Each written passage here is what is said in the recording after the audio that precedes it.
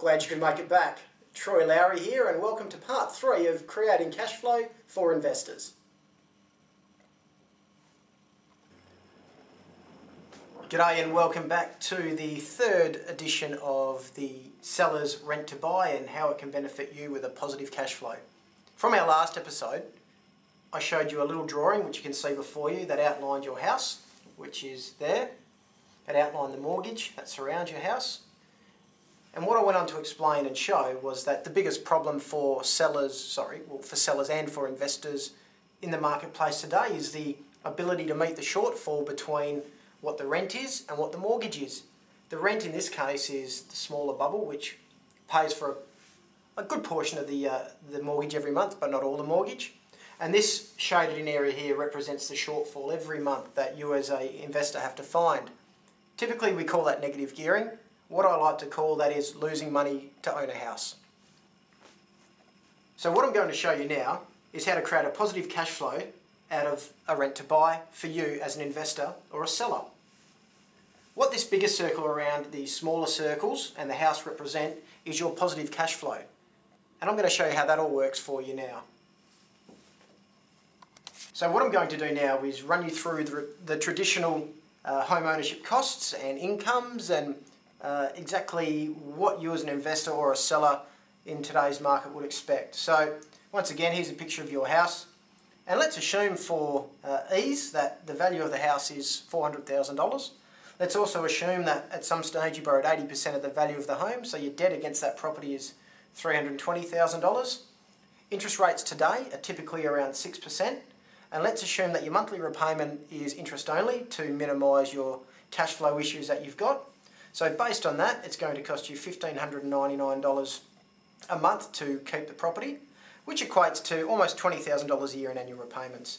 Now, the other costs associated with owning a property are your rates, taxes, insurance, maintenance and repairs. Now let's assume that that's about $7,500 a year. Also allowing for some vacancy rates as well in transitions between different renters. So that's a typical cost. Now what I'm going to show you is how you can turn those costs into positive cash flow. So just on this side, what I've done is I've shown you a comparison between keeping a property the traditional way today, or even if you wanted to sell the property today. I can show you a better way to make money on it and capitalise upon it in the future. So your house has got a value of $400,000 as I mentioned. If you were to sell it via the rent to buy, you would sell it with a slight premium. And that premium is effectively your locked in profit for letting someone else mortgage your property from you to get the benefit of all the equity in the future without having to go to a bank today, where you, the seller, act as the bank. So that premium that you're paying, let's say, is about 10%. So you're effectively locking in $40,000 worth of profit for your future. So you're taking additional $40,000 over what the property is worth today, which is fair and reasonable. That would then mean that someone would need to, for someone then to come in and buy your property on a rent to buy, they would need to pay you in 5 years' time $440,000. So they lock in that price today. And regardless of what the value of the property is in 5 years' time, they'll only ever pay you $440,000 minus their getting started money / their deposit or option fee. And let's assume that's about $15,000. So typically, the buyer would have a debt to you of $425,000. Now, because you're acting as the bank, and because the tenant buyer or the rent-to-buy applicant can't get a bank loan, you therefore have to charge them a rate that's slightly more than what a bank would charge them, but is probably less than what a non-bank lender would charge them anyway. So for the purpose of the exercise, you as a seller are going to charge your rent-to-buy applicant an 8% interest rate.